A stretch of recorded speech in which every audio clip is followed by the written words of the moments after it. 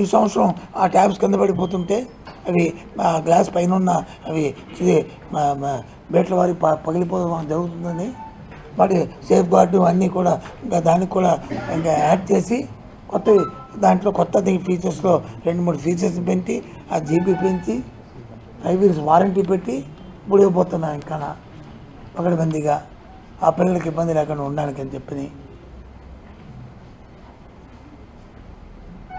ఇలా అంటే అది అందుకు దయచేసి మీకేదైనా ఉంటాయి మీరు ఏ రాజకీయ పార్టీకి ఒత్తాసు పలికి ఉంటే ఈ పద్ధతులు రాజకీయ కోణంలో ఆలోచించండి. పిల్లల భవిష్యత్తు మీద ఆ పేరెంట్స్కి వచ్చి వాళ్ళకి మనోభావాలు దెబ్బతినేటట్లు మాత్రం దయచేసి ఇలాంటి పనికిమాలను రాత రాయొద్దని చెప్పి ఆ యాజమాన్యం దగ్గర ఎవరైతే ఉద్యోగం పనిచేస్తున్నారో సరే మీరు ఉద్యోగం చేస్తే చేయొచ్చు, కానీ మీ మనసు కూడా ఎలా గొప్పతుందో నాకు అర్థం అవ్వట్లేదు. ఇక్కడ కాకపోతే ఇంకొదే దొరుకుతుంది ఉద్యోగం. ఈ భారతదేశం మన ఆంధ్ర రాష్ట్రానికి ఓడిపోలేదు ఇలాంటి పనికి మళ్ళీ పత్రికల్లో పనిచేసే కంటే. ఏంటి ఏం లేదు అన్నింటిలో ఉన్నాం. నిరుద్యోగులు నేను ఫస్ట్ ప్లేస్ లేదు. ఎందుకంటే ఫస్ట్ ప్లేస్ ఎక్కువ మంది చదువుకుని ఎక్కువ మంది ఉంటే ఆటోమేటిక్గా దానికి వస్తుంటుంది. మిగతా రాష్ట్రాలతో అక్షరాస్యతలు ఎక్కడున్నాం మనం? మిగతా రాష్ట్రాలతో పోల్చుకుంటే రాష్ట్రంలో ఎన్నో ర్యాంకులో విద్యాభివృద్ధి ఉంది. ఈ రాష్ట్రం చూసుకుంటే వాళ్ళు ఎక్కడో 15వ స్థానంలో చంద్రబాబు నాయుడు ఉన్నప్పుడు ఇప్పుడు 3వ స్థానం 2వ స్థానంలోకి వచ్చాం. ఇది వాస్తవం. ఇది 3వ స్థానం 2వ స్థానంలోకి వచ్చాం. ఇది వాస్తవం కాదా? మీరు నీతి ఆయోగ్ లెక్కలు చూసుకోండి, కావాల్సింది ఇది.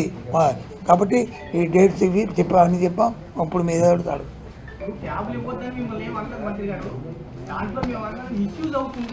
మిస్యూజ్ అవుతుందని చెప్పలేదు.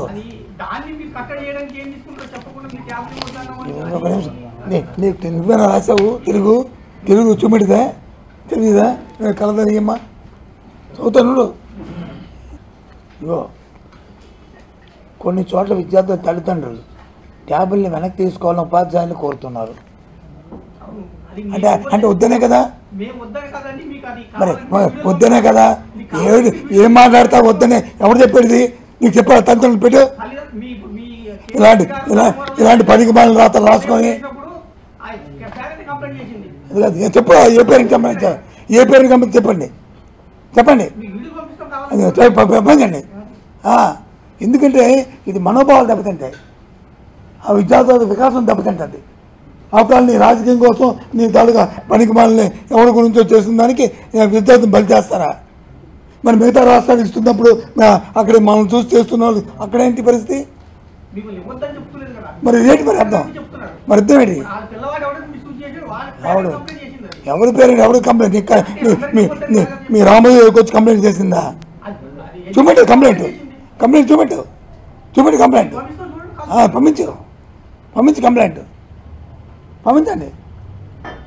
ఐ విల్ ఎగ్జామిన్ అటెండ్ ఆ కంప్లైంట్. డెఫినెట్గా మా బాధ్యత ఒక మంత్రిగా, బాధ్యత అధికారులుగా డెఫినెట్గా మేము దాన్ని అటెండ్ అవుతాం. మాకే అభ్యంతరం లేదు, మాకే బేచారం లేదు. కానీ ఇలాంటి పనికిమాల పత్రిక పనికిమాల రాతలు రాస్తే మీ అబ్బాయి ట్యాబ్ల మీద ల్యాప్టాప్లు వాడదా? చాలా సంతోషం. ఇంకా పురాణం తెలియనందుకు మళ్ళీ వీధి రేట్ల కింద చదివిస్తున్నావు, చదువుకున్నందుకు చాలా నీకు ధన్యం. 2 చేతులపై దానం పెట్టాలి. ఈ రకంగా మీ అబ్బాయి చదువుకున్నది సంతోషం. వీధి రేట్ల కింద చదువుకుంటాడంటే ఎవరు నవ్వుతాడు ఈ కాలంలోనూ? ఒక పక్క వచ్చి శరవేగంతో వచ్చి వెళ్తుంటుంటే దేశం ప్రపంచం అంతానా డిజిటలైజేషన్కి వెళ్తుంటుంటే ఈ రకమైన ఆలోచనలు ఉంటాయి, ఈ రకమైన రాతలు రాస్తుంటాయి. ధర్మ ఇది నథింగ్. ఇది చూపెట్టాను కదా, రాసేది లేదు అంటే అర్థం ఏంటి? మరి పేరెంట్ కాబట్టి ఎవరు వద్దన్నారని కదా. మన పేరెంట్ మీ భాష అది, మా భాష ఇది. మాకు అర్థమైన తెలుగు అది, మేము చదువుకుని తెలుగు.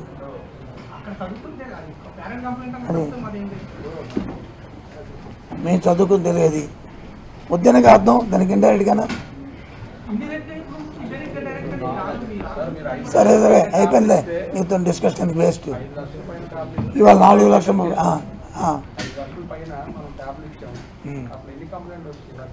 5 లక్షల ట్యాబ్లెట్కి ఎన్ని కంప్లైంట్ వచ్చా ఏదండి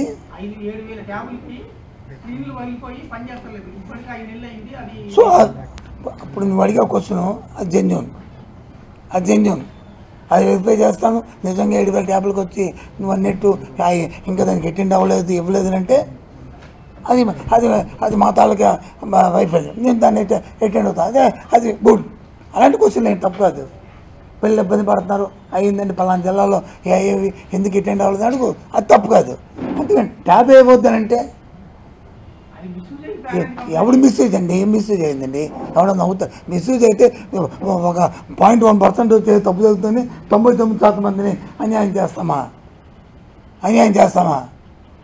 చేస్తామని చెప్పు 99 మందిని ఏంటిది ఎడ్డింగ్ చెరగడుతున్న మతి అంటే చెడిపోతామని కదా పాయింట్ ఏంటి ఎడ్డింగ్ చూడండి దయచేసి మీ పత్రికల ద్వారా ఈ రాష్ట్రంలో ఉన్న పేరెంట్స్ అందరినీ చూడమంటున్నాను ఈ ప్రభుత్వం చేస్తుంది మంచిగా తప్ప ఈ పత్రిక చేస్తుంది రైట్ అలాగా దయచేసి చూడండి ఈ ట్యాబ్ ఇచ్చంటే పిల్లలు పాడు చేస్తున్నామని రాష్ట్రం మతి ఏ ఎడ్డింగ్ ఏంటి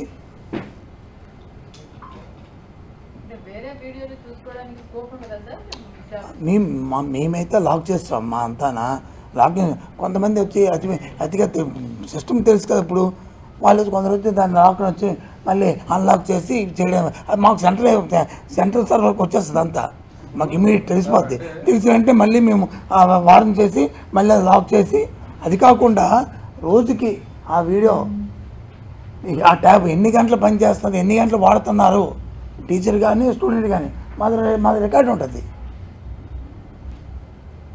ముందే ఒకసారి కావాల్సి మిమ్మల్ని అందరినీ తీసుకెళ్ళి ఆ సెంటర్ సర్వర్ దగ్గరికి మీ కంట్రోల్ రూమ్కి తీసుకెళ్ళి మీకు అంతా కూడా చూపెడతాను ఒకసారి మిమ్మల్ని అందరినీ తీసుకెళ్ళి ఏ రకంగా దాన్ని మానిటరింగ్ చేస్తున్నాము చిన్న విషయం కాదు ఇది